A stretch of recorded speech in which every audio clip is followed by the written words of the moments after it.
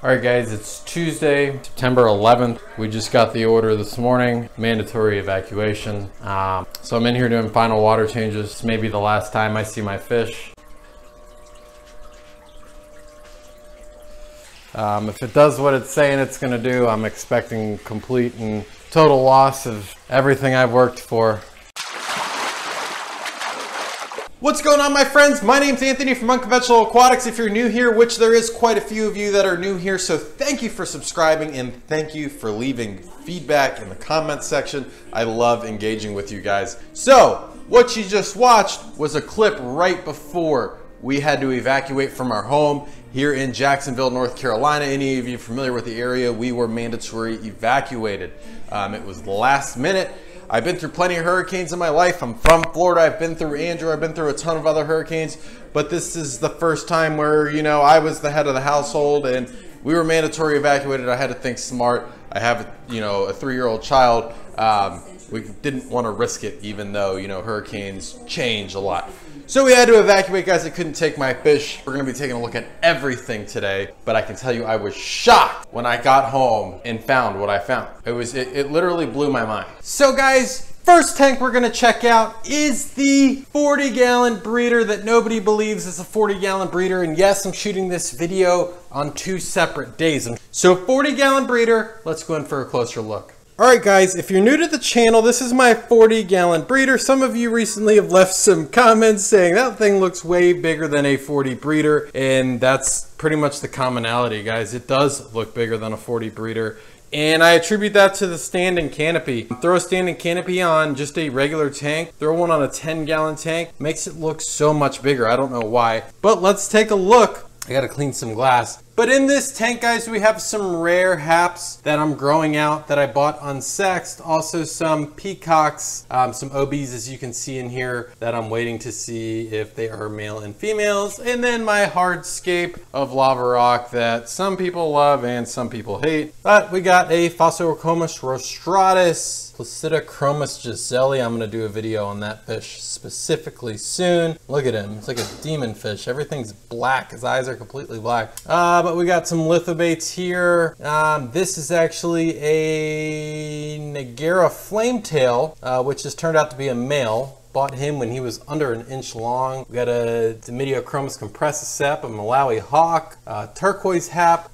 We got some good stuff in here, guys, but it doesn't look like we lost anybody in here. Roll call seems to be just fine. All right, guys, now into the fish room to look at what the damage is in here. What did Hurricane Florence do in the fish room? So guys, we'll go from right to left in the fish room. We'll go right down and we'll go wherever. Cherry barb tank. No, not just cherry barb, but king claw, guys. King claw. Look at him. He's something else, isn't he? No losses. Completely shocked. Now moving down. This tank is my experiment tank, guys, as you know, where I buy that crazy grass. So this is apparently called love grass, but grass, lotus seeds. I buy it off the Wish app and then I grow stuff. But as you can see, look at the little guppy, multiple guppies. Those 2 males right there have made mama bear back somewhere pregnant. So there's about to be a bunch of guppies. And guys, if you've been around my channel for any sort of time, you'll know prior to having these 3 feeder guppies that the Fish Cave gave my son for free because they're awesome. I'm not a guppy person. Never have been, never thought I would be. But these little guppies are starting to grow on me. So should I fill this tank full of guppies? Go buy some crazy guppies and fill it full of them? I can't get all this crazy black panda, red zipper tail, all the craziness that you see out there. I think my LFS has some just assorted regular guppies, but I can get some more guppies. So let me know. So guys, so far we've taken a look at 3 tanks. My 40-gallon breeder, which stays out in the main living portion of my home. The 20 long, which houses the cherry barbs and king claw. And then the 20-gallon experimental tank, which also houses 3 guppies. I grow some love grass and lotus flowers and whatever other weird things I can find. So far, 0 loss. Let's move on. Let's take a look, guys, at the 125-gallon African cichlid tank, which houses some peacocks and haps, some predators, some common. Look at this. Lithobate's blooming. Got a lot of guys blooming. Guys, overall, Hurricane Florence versus 6 foot 125. 6 foot 125, 1. Hurricane Florence, 0. No losses here, guys. The 6 foot 125 won the fight, won the power outage, and that's that. Guys, again, power here at my house. I can speak for my house because I was getting reports from my neighbor the entire time who weathered the storm. 4 days, guys.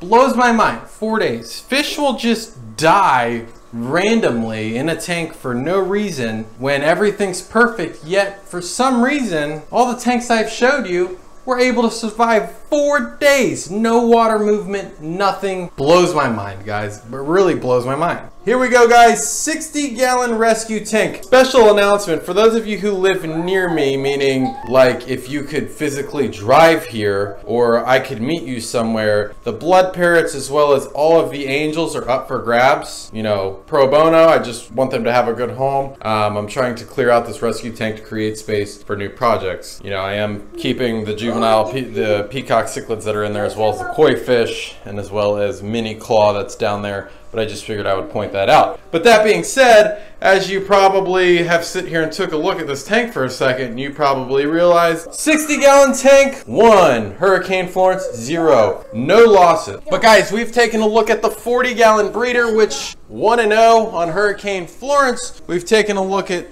the 220 longs, the 6 foot 125, and the 60-gallon rescue tank. So we're gonna head in to a huge body of water in my garage. Let's see what's going on in there. Also, guys, I have 3 tanks in there. 3 tanks that came out of the old fish room. There's 2 10-gallons and there's a 20-gallon standard. What do you guys want to see? Nano fish, do you want to see something planted? Do you want to see, I don't know, something bred? Give me some ideas. I need some ideas. Coming in here, look at this. Look at this massive. Guys, for the new people to the channel, 10 feet long, 6 feet front to back, and about 3 feet high. So it is the daytime, which tells me that mostly everybody's gonna be hiding. Koi fish, you can see the koi in the corner. He's very, very skittish. The Pacu hides out behind the filter back here, which you can kind of see the top of his body. Hold on. See him? There's Pacu. He doesn't move a lot. And then red-tailed cat right above the rock that makes the break in the A. And our rosy red minnows. Pond is still crystal clear. And there's, let me see if I can get you a close-up. There's our koi. That's a 7+ inch koi, guys. I mean, these fish by no means are small, but they look tiny in this huge body of water. But they won't be small for long. So, the 1,100-gallon monster pool pond survived. Monster pool pond 1, Hurricane Florence 0. Fish are still going hard. So everybody, to my complete surprise, with 4 days of no power, even though that's nothing for power outages when we're talking about hurricanes. Luckily, I live in an area with underground power, so we were the last to lose it, first to get it back, essentially. But 4 days, guys, 4 days of no power, and I lost not one single fish. I was completely baffled when I came home. There was damage to my house. My fence was down. My son's trampoline looks like a crumpled up beer can. That's okay. We're trying to get it all taken care of. I'm just happy I didn't lose any fish. It's hard to recover from that, especially, you know, in my situation. I'm a disabled veteran, you know, I can't just replace this stuff at the snap of a finger. So I'm very glad I didn't lose it. But thank you guys for watching. Thank you guys for all your prayers when I was evacuated. Thank you guys for reaching out while I was evacuated, just talking to me. It really makes me feel good. It really makes me appreciate you guys even more. So thanks for watching. Have a safe week, and I'll see you on the next video.